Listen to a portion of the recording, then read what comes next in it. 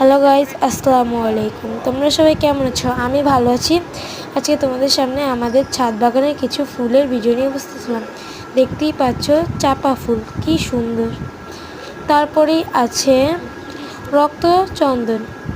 এই ফুলটা দিয়ে আমরা মালা তৈরি করি অনেক সুন্দর করে।